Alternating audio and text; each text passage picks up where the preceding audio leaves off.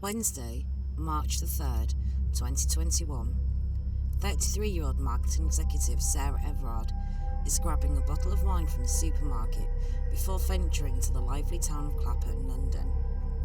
Here she's going to enjoy a meal and a catch-up with her friend. It's the peak of lockdown and tough restrictions are in place. Sarah shouldn't really be making the unnecessary journey as it breaches the tough rules, but the 50-minute walk is a much-needed exercise after so much time spent inside her Brixton flat. Sarah leaves her friend's flat at 9 p.m. and begins the walk back to Brixton. She calls her boyfriend Josh and chats to him for nearly 15 minutes, ending the call after making arrangements to see each other the following day. Sarah is dressed practically for the walk, wearing sneakers and brightly coloured clothing. She sticks to the main roads and brightly lit areas on her route back home. Sarah would never make it home. This is the murder of Sarah Everard. Sarah Everard had graduated from Durham University with a degree in marketing and had worked since 2008. She had her own flat in Brixton, in a borough of London, and was in a relationship with Josh Loth. Was in the process of saving up to buy a house, anticipating marriage and having children one day. Sarah was kind, outgoing, and had the support of a loving family. As Sarah walked the streets on her journey home, a car would pass her. Unbeknown to Sarah, she'd been targeted by a sick, twisted individual. This is during lockdown, and the streets were vastly different than usual. There wasn't the usual hustle and bustle of a London suburb. It was eerily quiet. It's 9:30 p.m. Sarah had just finished her call with Josh. She continues her brisk walk towards home. A CCTV camera spots her distinctive sneakers and jacket as she walks past. And then Sarah would simply vanish. It would be Josh who raised the alarm when Sarah failed to respond to his messages. She hadn't even checked in to say she was home. He went around to her flat the following day, but became concerned when she was nowhere to be found. Police are contacted and the hunt for Sarah begins. Police begin the task of tracking Sarah's movements. They know she left her friend's home around 9 p.m. and anticipate she may have walked across Clapham Common, a park situated in the middle of Clapham and Brixton. Police search the waterways on the park, fearing Sarah had been dumped there. Pleas are made for information relating to where Sarah may have gone, but as the days go by, hope is beginning to fade. Sarah's cell activity had suddenly stopped at 11:38 p.m. Now police fear the worst. As detectives continue to trace Sarah's steps that evening, they're able to locate CCTV footage of her heading towards the supermarket and then begin to track her journey back to her home. Two witnesses would come forward to tell police as they were driving along Ponders Road that night, they saw what appeared to be a female being arrested by a male in an unmarked police car. The female seemed compliant as the witness recalls her placing her arm behind her back to be handcuffed. Detectives then locate CCTV from the bus that travels along the route Sarah walked. They then are able to view images that corroborate the witness accounts. The female is wearing the same hat, jacket, distinctive sneakers Sarah was last seen in, and appears to be getting arrested and placed in an unmarked vehicle. This is the breakthrough police needed, and also a major twist in the search for Sarah. Police know that none of their records indicate any officer made an arrest that night. So who did this, and why are they impersonating a police officer? The search on the Vauxhall Crosshand gives them officers a major lead in the case and a step closer to finding Sarah. The vehicle is a rental car from a firm in Dover. They now would be able to ID the driver of the rented car. Wayne Couzens, 48 of Deal, right on the southeast coast of Britain, was a serving Metropolitan Police officer, and not just your standard beat Bobby. Couzens worked on an elite parliamentary special protection detail for the US Embassy. He was an armed officer. So now detectives have a problem. Could one of their own be responsible for abducting Sarah? They need to gather as much evidence as possible before approaching Couzens. His knowledge and 19 years of service in the police force could mean he would know how to cover his tracks. so detectives begin to investigate. They needed to find Sarah quickly, and even one slip-up could ruin the investigation. Using automatic number plate recognition data, detectives track the journey of the Vauxhall rental vehicle. Couzens is seen leaving London with Sarah in the back of the vehicle and travelling towards Kent, the area where he'd served as a police officer and where he lives.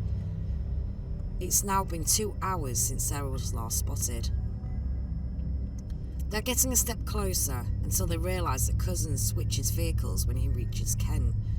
CC tracks him entering a car park in the rental car, then exiting in his own Seat vehicle. Tracking his cell data, they see he travels to a remote countryside area where he stays for a while, and then 5 hours after Sarah's last seen, Couzens pulls into a petrol station and purchases water, apple juice and an energy drink. He's then spotted heading towards Hoads Wood, a wooded area known locally for being a fly tipping spot. He's in the area for a few hours, then returns to the car park and switches vehicles again.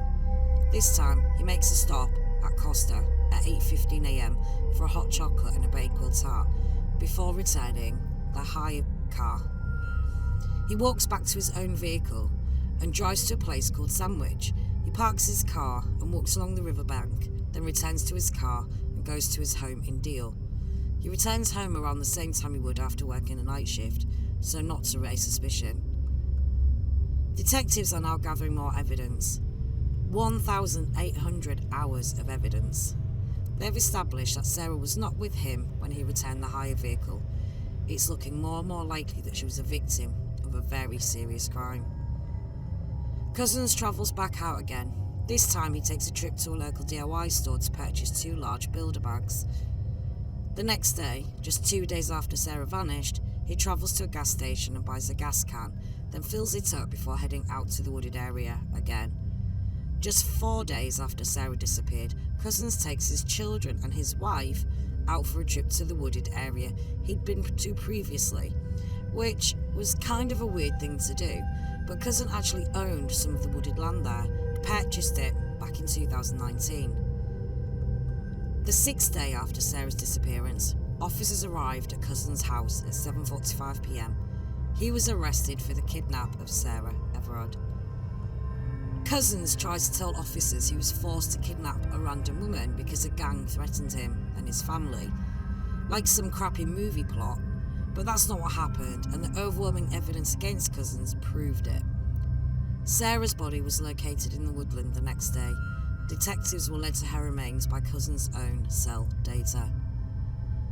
On the night of the 3rd of March, Sarah had encountered Couzens on her walk home.